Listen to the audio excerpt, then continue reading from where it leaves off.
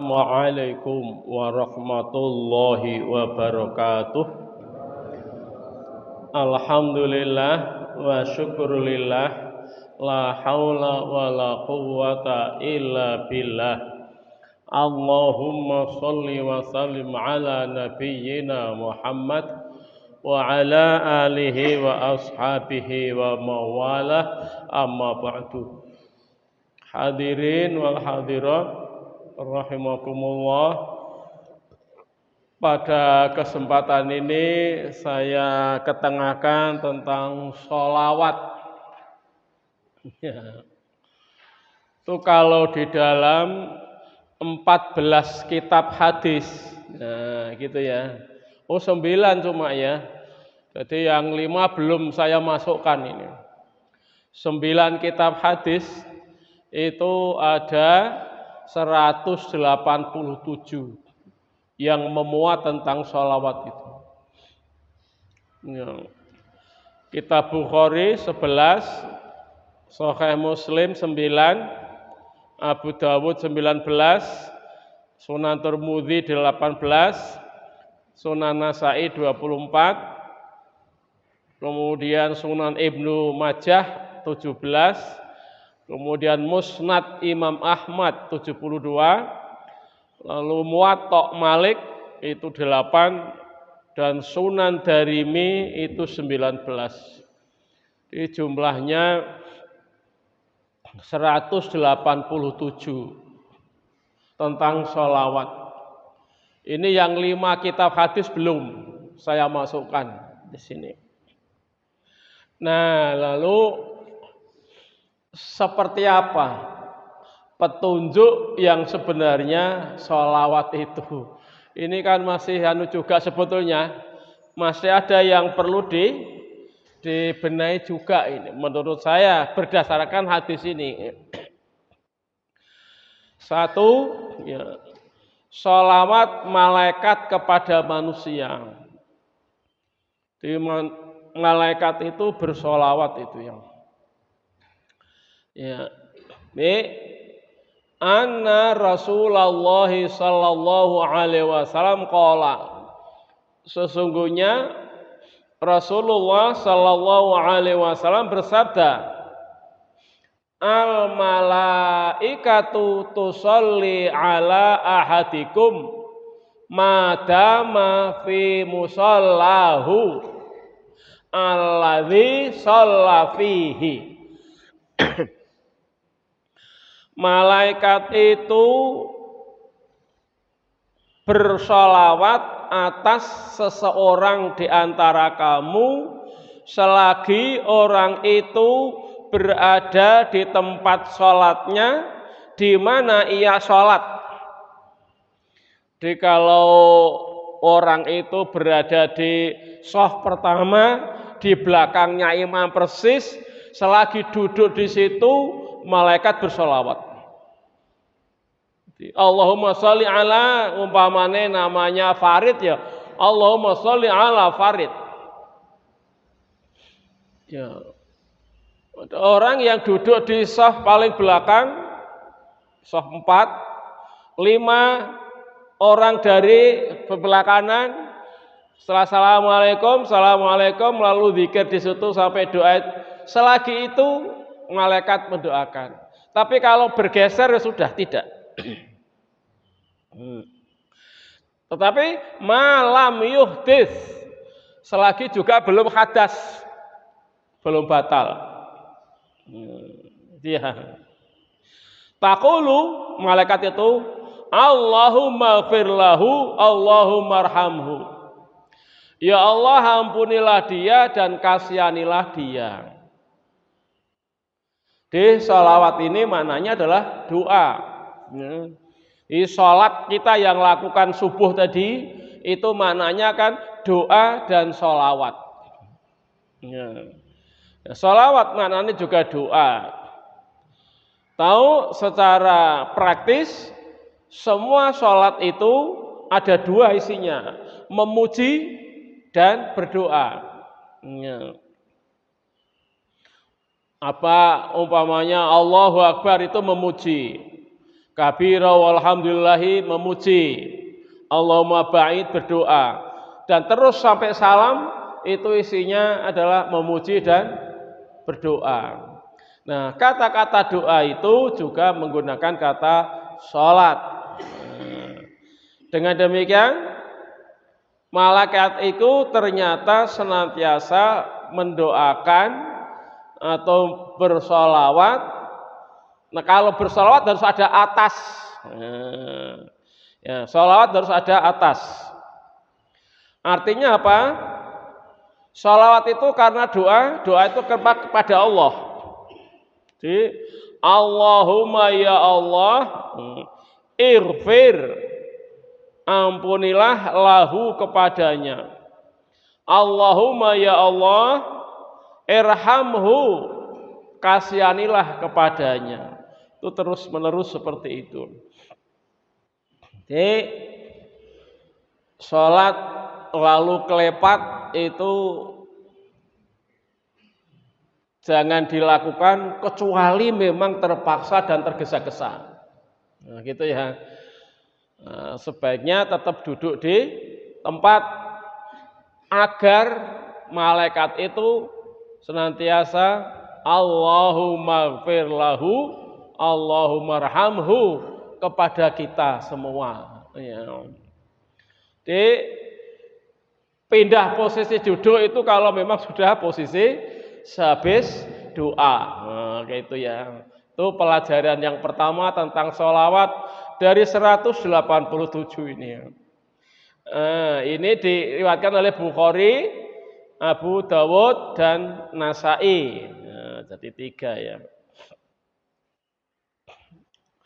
Nah, ini juga sama ya. Doa malaikat selagi masih di tempat sholatnya. Ini al malaikatu tusalli ala ahadikum madama fi musallahu taqulu Allahumma ighfir lahu Allahumma arhamhu. Ya, kemudian Ahmad. Nah, ini juga masih ya, kalau dari Ahmad agak panjang ya. Qala Rasulullah sallallahu alaihi wasallam, sholatu ahadikum fi jama'atin, salat seseorang di antara kamu secara berjamaah, tazidu ala sholatihi fi suqihi wa baitihi bid'an wa ishrina darajatan. Seseorang di antara kamu yang sholat secara berjamaah, maka tambahlah sholat itu baik di pasar maupun di rumah itu 27 derajat tingkatan. Wa dzalika bi annahu idza tawadda fa ahsanal wudu'a. Orang yang memperoleh derajat 27 baik di rumah maupun di pasar itu apabila membaguskan wudunya. Tsumma atal masjidah, kemudian mendatangi masjid, la yuridu illa sholata, tidak menghendaki apapun kecuali sholat. Layan hazuhu illa sholata, lam yukhid khutwata illa rufi'a biha darajatan. Ya, darajatan itu juga tidak keluar kecuali melaksanakan sholat jamaah, tidak bergerak kecuali untuk sholat berjamaah. Maka tidak ada satu langkah pun lam yakhid khutwatan illa rufi'a biha darajatan, kecuali diangkat baginya 1 derajat. Au huttat anhu biha khati'atin, atau diampuni atau dihapus baginya 1 kesalahan. Wal malaikatu tusolli ala ahadikum, Dan malaikat itu mendoakan atas seseorang di antara kamu madama musollahu, selagi dia masih duduk di tempat sholatnya tadi. Itu alladzi yusolli fihi, yang duduk di tempatnya tadi. Doanya Allahumma sholli alaihi, ya Allah berilah kesejahteraan kepadanya.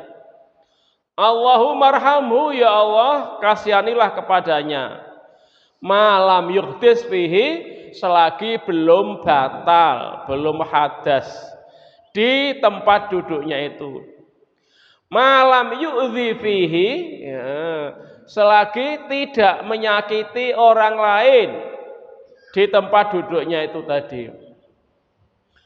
Wa qala ahadukum fi sholati, dan seseorang di antara kamu di dalam sholat itu maka nanti sholatu tahbisuhu, selagi ya sholat itu ya, menunggu, ya, apalagi menunggu, ya sholatnya tadi apalagi menunggu. Jadi orang yang ya tadi sebutlah jam 4 ya sudah bangun berangkat ke masjid, itu kan tidak ada tujuan lain kecuali ke masjid. Itu ternyata satu jangkah itu diangkat derajatnya, satu jangkah dihapus kesalahannya. Nah, tinggal ngitung saja berapa langkah saja. Pakai motor ya berapa putaran roda, begitu ya. Nah, karena dulu kendaraannya kan unta, kan berapa langkah unta, berapa langkah kuda. Nah, di sini hadis ini diriwayatkan oleh Abu Dawud 1976 dan 4720. Lalu duduk, apalagi menunggu datangnya imam, nah gitu ya. Menunggunya juga diangkat. Lalu sholatnya 27 kali derajat. Kemudian selagi masih duduk didoakan oleh malaikat dengan catatan belum batal. Disinilah sebagian dari kita itu mempunyai fatwa sangat keras bahwa wanita itu lebih bagus sholat di rumah, tidak di masjid. Itu keliru. Ya.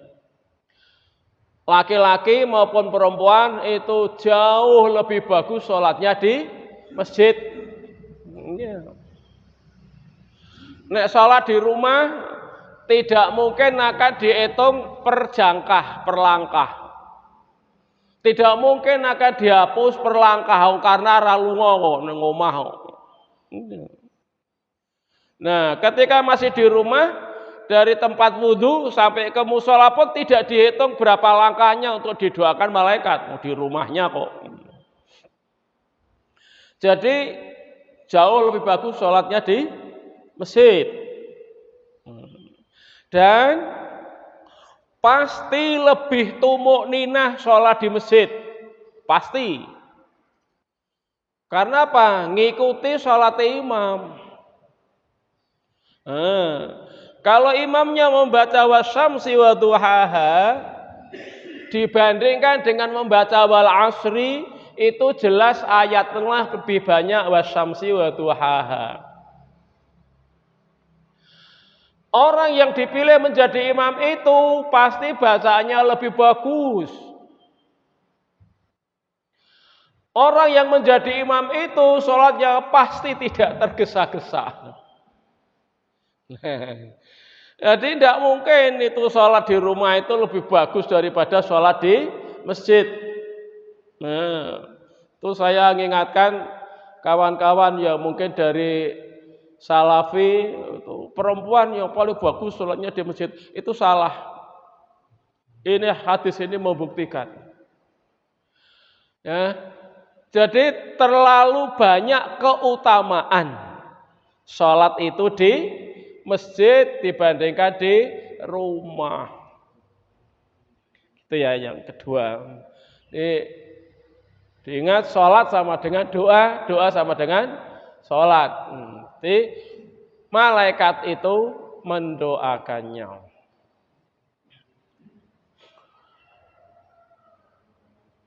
Kemudian ada doa malaikat bagi yang duduk di masjid.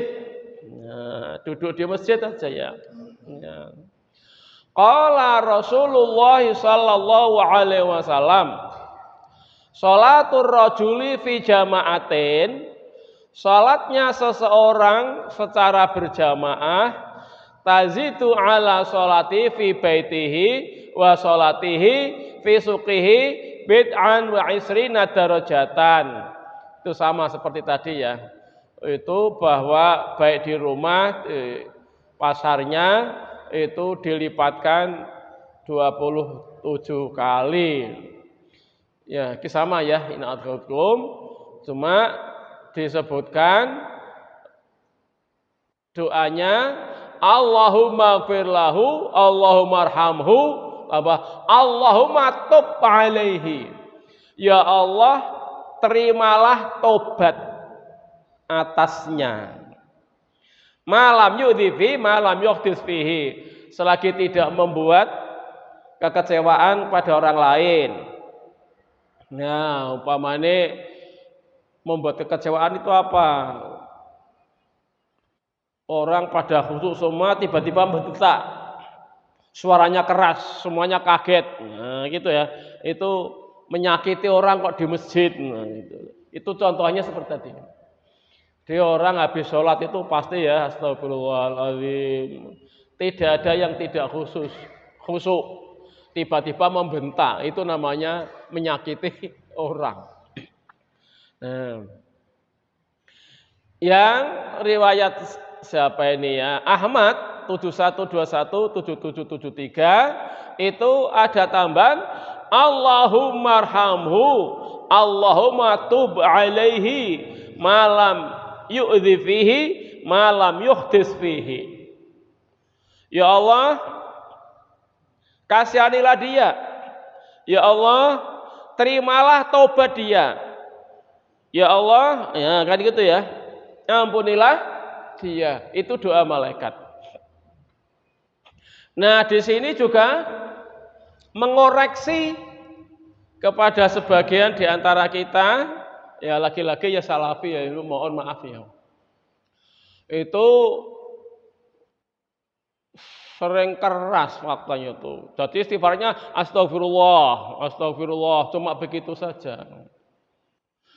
Padahal banyak sekali hadis lafalnya itu astagfirullahaladzim alladzi la ilaha illa huwal hayyul qayyumu wa atubu ilaih. Itu harus lengkap, wa atubu ilaih. Nah, ketika penjeringan istighfarnya sampai wa atubu ilaih itu ada gayung bergayut, malaikat mendoakan Allahumma tub alaihi. Ya Allah, terimalah tobat atasnya. Selalu dari atasnya. Karena doa itu dari bawah kepada Gusti Allah, lalu untuk orang yang didoakan. Jadi begitu. Ini sangat luar biasa kalau kita itu sholatnya di masjid itu terlalu banyak keutamaan.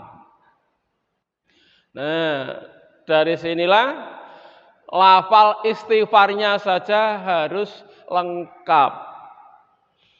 Di dalam hadis yang lain menyebutkan tentang istighfar itu mangqala astaghfirullahaladzim alladzi la ilaha illa huwal hayyul qayyum wa atubu ilaih fi kulli duburi sholati, nggih, ghafarallahu lahu dzunubahu wa in kana mithla zabatil bahri.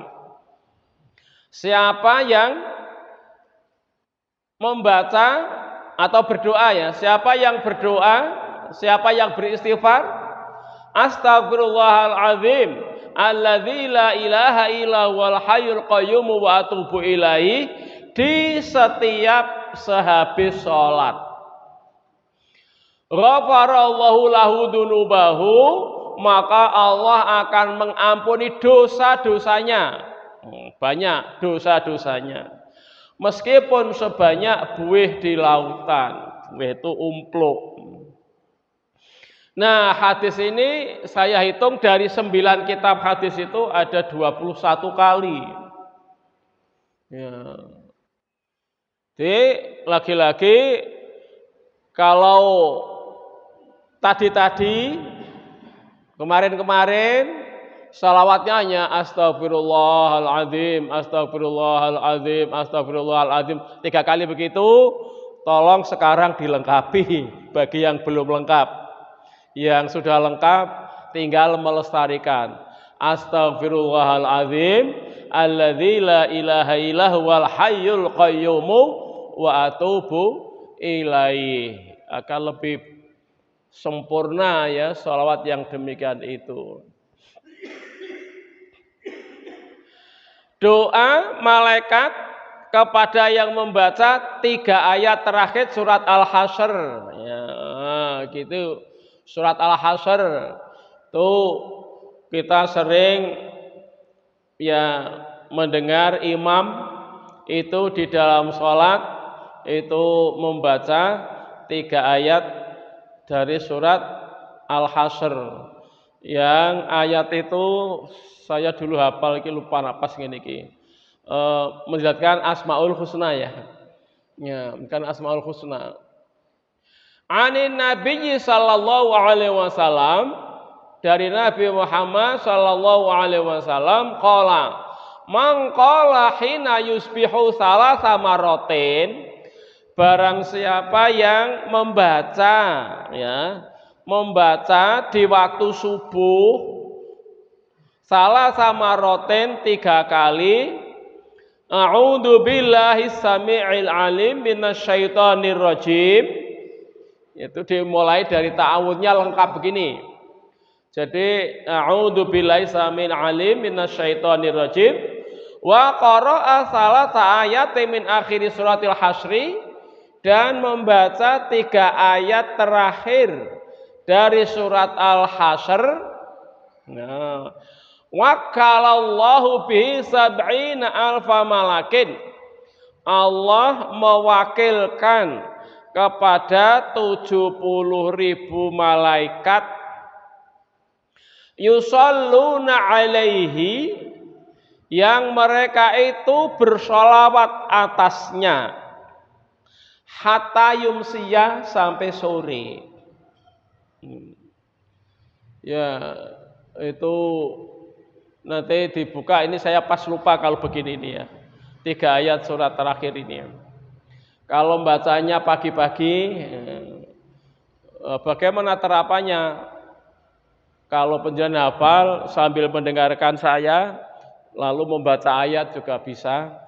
Kalau tidak bisa memecah begitu, setelah sarapan bersama sambil pulang ya bisa membaca. Kalau sambil pulang berjalan tidak bisa konsentrasi, duduk baru membaca. Kalau tidak hafal langsung dibuka. Kalau hafal, saya biasanya hafal nak pas ngene iki iso lali. Nah, itu malaikat itu mendoakan itu sampai sore. Sampai sore. In mata fi dzalikal yaum, jika mati pada hari itu, mata syahidan, maka tergolong mati syahid. Wa mangqalaha, barang siapa yang membacanya 3 ayat dari surat Al-Hasyr hina yumsiyah, di waktu sore, kana bitilkal manzilah, ya dia berada di posisi itu. Artinya didoakan oleh malaikat sampai pagi. 3 ayat. Ya, ini sangat luar biasa. Maka ini kalau di sekedar informasi ya, di Muhammadiyah itu kalau ada Baitul Arqam, Nah, Baitul Arqam itu kalau malam salah satu materi namanya Fathul Qulub. Fathul Qulub itu artinya membuka hati. Nah, prakteknya Fathul Qulub itu ternyata langsung diarahkan untuk membuka dan membaca 3 ayat terakhir surat Al-Hasyr ini. Lalu oleh instrukturnya dijelaskan makna kata per kata itu. Nah, itulah yang dimaksudkan Fathul Qulub. Itu saya ya belum lama mengetahui ini, ya sekitar tahun 2005 ya, 2005. Itu karena saya ditugaskan oleh pemerintah di Unimus, lalu 1 bulan itu ada acara begitu, kemudian ada lagu Sang Surya. Saya mendengar lagu Sang Surya itu langsung meneteskan air mata saya. Dan baru pertama kali itu saya mendengar lagu Sang Surya itu. Nah, lalu Baitul Arqam itu ya pengajian dengan pengajian sehari semalam sehari kan gitu. Lalu malam-malamnya itu bangun jam 3 ya, lalu sholat tahajud, kemudian dilanjutkan sholat subuh. Setelah sholat subuh Fathul Qulub, maknanya membuka hati. Itu ternyata materinya 3 ayat terakhir surat Al-Hasyr ini. Jadi setahu saya sudah lama sekali di pondok pesantren di tempat saya, tapi ya itu tidak ada tradisi itu. Justru saya temukan itu di Baitul Arqam di Muhammadiyah tahun 2006. Nah, setelah itu waduh, sangat luar biasa ini. Kemudian dari situ lalu saya penasaran, terus saya membrowsing, ngumpul ke ini. Jadi hadis-hadis ini saya kumpulkan tahun 2006. Itu belum pernah saya baca lagi kecuali di tempat ini. Ya intinya waduh iki apa ya? Saya sampaikan di di Sendang Gede ini. Karena kalau sudah banyak ini yang belum sholawat saja. Jadi sholawat saja materinya itu baru tadi malam jam 11. Jadi saya secara pribadi juga menyegarkan ya, penghayatan kita tentang sholawat. Dan setelah saya baca begitu itu, sebetulnya banyak sekali yang harus dibenahi tentang sholawat ini kan. Nah, jadi panjenengan bisa melakukan wiridan. Atau mengajekan 1 hari sekali 3 ayat terakhir surat Al-Hasyr. Ya, hadis riwayat Ahmad 19419. Ya, kalau perlu dihafalkan sehingga kalau lupa tidak membawa Al-Quran, lupa tidak membawa HP, lalu masih bisa hafal. Kalau kemana-mana membawa HP, sempatkan untuk membaca 3 ayat surat Al-Hasyr. Pak, iku apa ora ngapusi to hadis ini? Taruhannya kalau hadis ini lemah, umpama itu ada penguatnya dari surat Fussilat ayat 30. Alladzina qalu rabbunallah.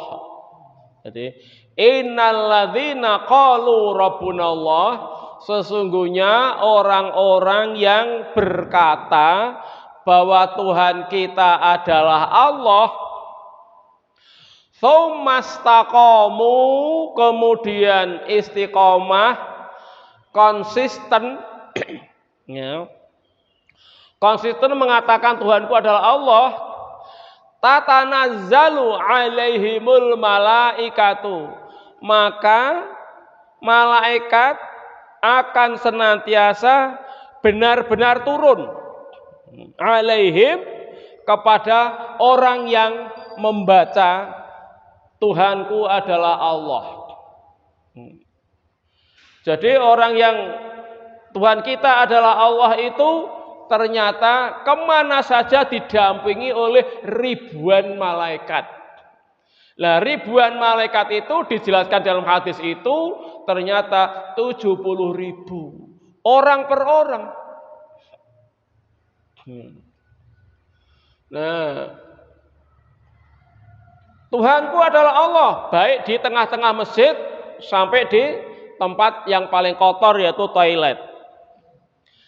Di antara masjid sampai toilet itu ya ada jalan, ada halaman, ada rumah. Ruang-rumah ya ada ruang tamu, ruang, atau di kebun, atau di sawah, atau di sungai, di pasar, di mal.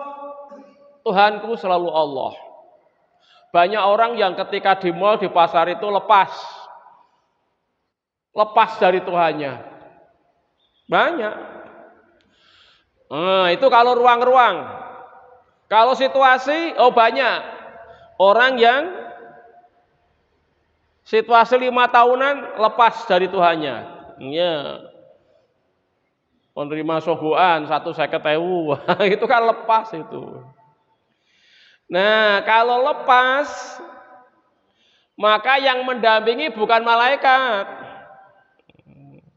Nah, kalau malaikat yang mendampingi, Allah takhafu wa la tahzanu, kamu ndak usah takut, ndak usah khawatir. Wa absyiru bil jannah, dan bergembira dengan surga. Allati kuntum tu'adun, yang disediakan untuk kamu. Jadi kalau 24 jam kita senantiasa konsisten Tuhanku adalah Allah. Kalau kita di tempat mana saja, di masjid sampai di tempat yang paling pusat setan, yaitu di pasar dan di toilet, itu kan pusat setan. Itu tetap Tuhanku adalah Allah. Dalam situasi sosial, ekonomi, politik, Tuhanku adalah Allah. Maka ribuan malaikat yang mendampingi kita kemana saja.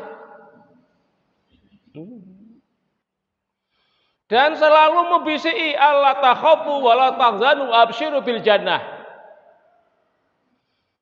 Allati kuntum tu'adun, surga itu sudah disediakan untuk kita. Kalau kita berada di posisi itu, setelah kita mati, seluruh proses hanya formalitas.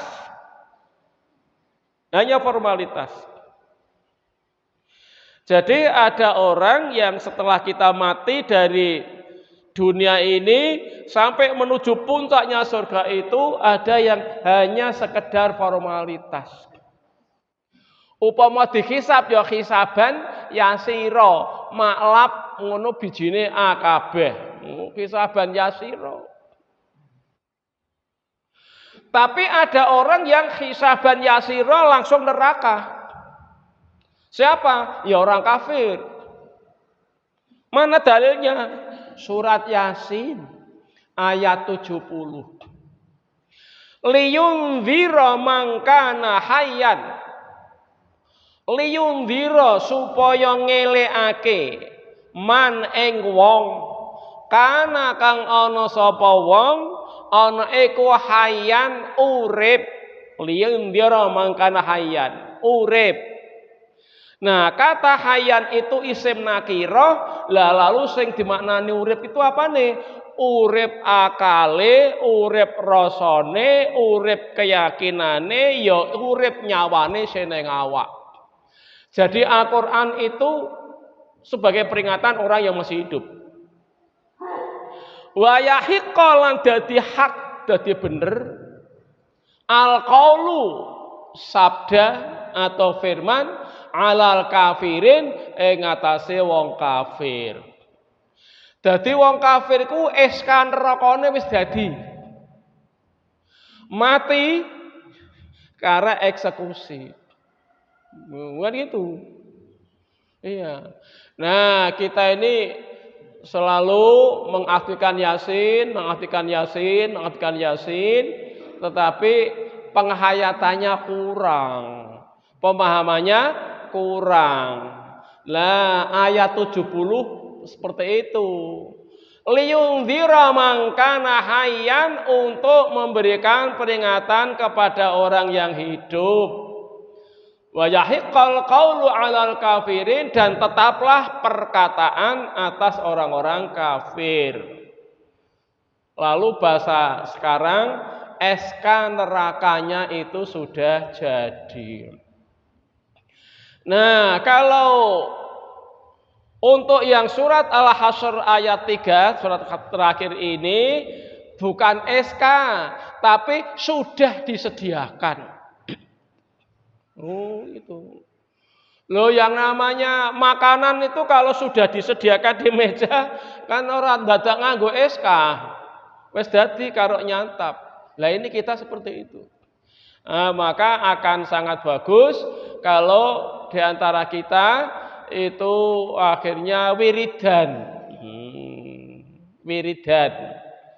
Ya, ada yang membahasakan wiridan, tapi ya kenapa toh wiridan itu? Ya, secara syar'i kata wiridan itu memang tidak tidak disebutkan ya di dalam Al-Qur'an, itu memang disebutkan. Tapi Al-Qur'an menyebutnya itu zikir. Jadi zikir dan wirid itu sebetulnya berbeda jauh. Tetapi bisa menyatu. Kalau materi wirid itu bersumber dari Kanjeng Nabi full karo Gusti Allah, tanpa perubahan satu kata pun. Contoh, maka muncul ada zikir wirid. Ya. Zikir itu maknanya eling dan menyebut. Siapa yang kita ilingi dan siapa yang kita sebut? Allah. Lalu Kanjeng Nabi memberikan contoh menyebut Allah itu. Umpamanya subhanallah wa bihamdihi subhanallahil azim. Nah, itu jadi ketika kita subhanallah wa bihamdihi subhanallahil azim, itu kita berzikir. Hasilnya bukan berwirid. Tetapi ketika Kanjeng Nabi itu ngendikan, barang siapa yang mengucapkan subhanallah wa bihamdi subhanallahil azim, yamlaul mizan, ngebai timbangan. Nah, iki wirid. Dadine. Kenapa? Karena kita yang membaca subhanallah wa bihamdihi subhanallahil azim, itu kita berkeyakinan somben timbang aku arep kebak karo iki. Nah, wirid itu adalah membaca sesuatu yang dengan itu berharap sesuatu yang lain itu akan terjadi. Nah, kadang-kadang karena tidak waspada tentang wirid itu, akhirnya banyak wirid yang salah. Satu contoh, membaca surat Waqiah. Setiap malam jangan pernah kamu tidak membaca surat Waqiah sebelum tidur. Pasti kamu tidak akan kelaparan, kekurangan rezeki selamanya. Nah, ini surat Waqiah itu dibaca pikirannya supaya entuk rezeki. Nah, ini jenenge wirid. Wirid yang mana? Ini wirid termasuk, menurut saya termasuk wirid yang salah. Karena apa? Hadis yang lain menyebutkan bahwa Kanjeng Nabi itu belum genap swidak tahun itu uban mulai putih. Ketika ditanya Rasulullah kok cepat sekali ubannya keluar. Iya, karena saya memikirkan surat Al-Waqiah, kemudian As-Sa'ah dan An-Naba. 3 surat itu intinya adalah dahsyatnya kiamat. Idza waqa'atil waqi'ah itu ketika kiamat itu terjadi. Amma yatasaalun 'anin nabail azim, mereka saling bertanya-tanya tentang berita yang sangat dahsyat demikian itu. Lah Nabi itu sangat serius memikirkan itu, tapi bukan dirinya, untuk umatku. Somben piye umatku nek kiamat ki teko. Nah, saya ini sedang nulis tentang Dajjal. Itu sudah di-upload 4, yang belum di-upload itu 3. Itu Nabi itu sampai ngimpi-ngimpi Dajjal gitu. Karena apa? Sangat mengkhawatirkan umatnya kan gitu. Nah, itulah ubannya sampai putih. Kemudian sampai di kita maca Waqiah ben itu rezeki. Salat duha rezekine ben lancar, itu dadine wirid. Dadine wirid. Padahal salat itu intinya memuji dan berdoa tadinya. Nah, dari situ itu. Nah, maka ketika menggunakan kata wirid itu dasar-dasarnya harus konkret. Karena di tangan para ulama, di tangan umat Islam itu akhirnya wirid itu sampai meluas yang kadang-kadang terlalu jauh dari Al-Qur'an. Sehingga ada wirid nanti untuk kekebalan, wirid untuk pelarisan, wirid untuk melunakkan hati pemimpin, wirid macam-macam yang demikian itu. Yang itu semuanya tidak ada syariatnya. Ya. Nah, gitu ya. Kembali lagi rada ngambang teko ngendi. Sholawat, malaikat bersolawat 10 kali. Anna Rasulullah sallallahu alaihi wasallam ja'a dzata yaumin. Ya. Wal bisru yura fi wajhihi. Sesungguhnya Rasulullah sallallahu alaihi wasallam datang di suatu hari dengan berseri-seri wajahnya. Faqala, kemudian beliau bersabda, innahu ja'ani Jibrilu sallallahu alaihi wasallam.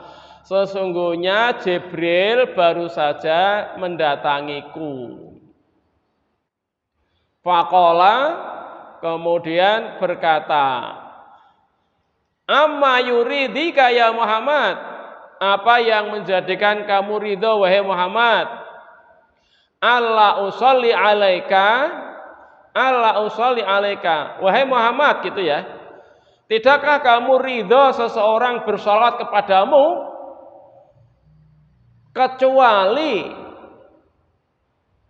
min illa sholaitu alaihi asron, kecuali aku juga bersolawat kepadanya 10 kali. Ya. Wahai Muhammad, tidaklah seseorang di antara umatmu itu bersolawat atas kamu 1 kali, kecuali aku bersolawat kepada orang itu 10 kali. Wala yusallimu alaika ahadun min umatika, dan tidaklah bersalam kepadamu seseorang itu dari umatmu illa salam tu alaihi asron, kecuali aku bersalam kepadanya 10 kali. Nah, maka ada sholawatnya bukan Allahumma sholli ala Muhammad, tapi Allahumma sholli wa salim ala Muhammad. Nah, itu yo sholawat yo salam. Jadi kalau kita itu berdoa Allahumma sholli wa sallim ala Muhammad, Allahumma sholli wa sallim ala Muhammad, itu ternyata malaikat yang mendampingi kita itu juga Allahumma sholli wa sallim alaihi, Allahumma sholli wa sallim alaihi, Allahumma sholli wa sallim alaihi. Kadang-kadang ada ditafsirkan tidak pakai Allahumma sholli wa sallim alaihi. Kadang-kadang kan gitu. Jadi, kalau ngaji para santri sholli wa sallim alaihi, Allahumma sholli alaihi. Itu tiru-tiru sholawate malaikat. Nah, gitu kan masih itu ya. Jadi sholawat itu sangat luar biasa. Sesuai dengan surat tadi Al-Fusilat ayat 30, yang mendampingi kita adalah malaikat itu. Nah, maka bisikannya alla takhafu wa la tahzanu. Jangan kamu takut dan jangan kamu khawatir. Justru mendoakan seperti itu. Ya. Satu lagi ya. Satu lagi, doa malaikat kepada yang berada di shaf pertama. Ya. Sami'atun Nabiyya sallallahu alaihi wasallam, aku mendengar Nabi Muhammad sallallahu alaihi wasallam yaqulu bersabda, Inna Allah azza wa jalla, sesungguhnya Allah azza wa jalla, wa malaikatuhu, dan para malaikatnya, malaikatnya Allah, yusalluna ala shafil awali, bersolawat mereka itu kepada orang yang berada di shaf awal, au sufufil awali, atau di shaf awal. Maka kalau tahu seperti ini, ya mestinya berebut di shaf awal itu. Saya kemarin Jumatan itu sudah siap begitu, saya sudah nunggu lama, belakang itu tidak segera begitu, lalu saya menghadap kiblat, dijawil lagi sebentar. Orang yang sudah di shaf awal itu keluar lagi untuk memajukan shaf itu. Orang itu di belakang sana, padahal depannya itu masih kosong. Sampai keluar itu. Jadi lama sekali. Lalu terpaksa saya itu mengatakan, ayo bapak-bapak, ibu-ibu, bapak ibunya tidak ada. Sholat jangan sampai ada di shaf yang kosong, karena itu isinya adalah setan. Apakah bapak-bapak mau sholat damai dengan setan? Saya sampai begitu. Baru shaf-shaf itu dipenuhi. Ya, baru kemarin Jumat itu. Ya di Semarang ini. Nah, karena itu maka penuhi sufufil awal. Kalau shaf depan itu sudah penuh, shaf pertamanya ya di belakang. Shaf kedua sudah penuh, shaf pertamanya ya shaf ketiga. Sufufil awal, shaf awal. Nah, kan gitu.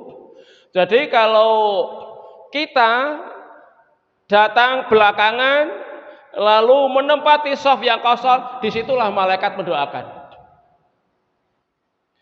Nah, disitulah malaikat mendoakan.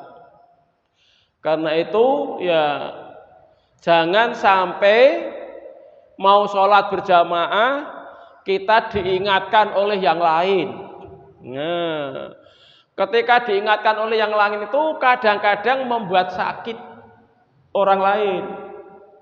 Ya, saya sangat sering mendengar sholat Jumat, tapi tidak di Semarang.